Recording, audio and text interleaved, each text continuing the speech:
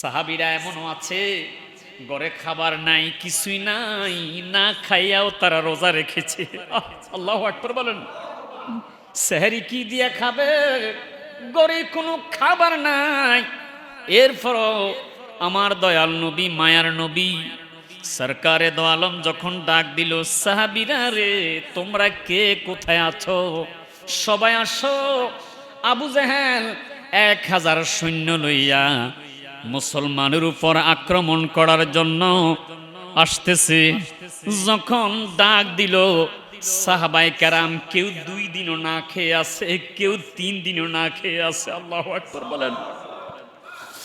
সাহাবায়ে কেরাম রোজা রাখা অবস্থায় শরীরটা দুর্বল, সকলে রওনা করলো।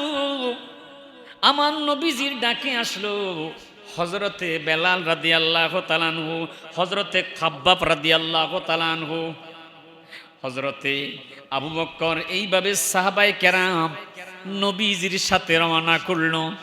আস্তে আস্তে আস্তে আস্তে মদিনা থেকে 170 কিলোমিটার দূর রাস্তা হেঁটে হেঁটে নবীজি সাহাবীদেরকে নিয়ে বদরের প্রান্তরে এসে পৌঁছে গেছে। আল্লাহু আকবার বলেন না। আমরা রোজা রাখা অবস্থায় আধা মাইল হাঁটতে পারি না, শরীরটা দুর্বল হয়ে যায়।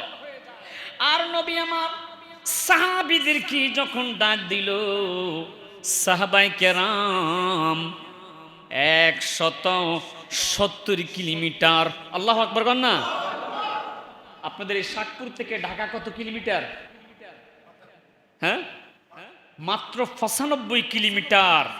মাত্র বলতেছি, এরপর রওনা করলে 4 ঘন্টার মতো লেগে যায়। কথা কন ঠিক না বেঠিক? আর সাহাবীরা 170 কিলোমিটার পথ রোজা রাখা অবস্থায় হাঁটতেছে। আল্লাহু আকবার বলেন না।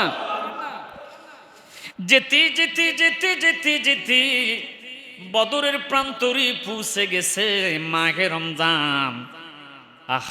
17 রমজান, আবার 10ম রমজান, 20 রমজান বিকেল বেলা থেকে শুরু করে ঈদের আগের দিন পর্যন্ত মসজিদের মধ্যে ইতিকাফে বসতে হয়। সুবহানাল্লাহ।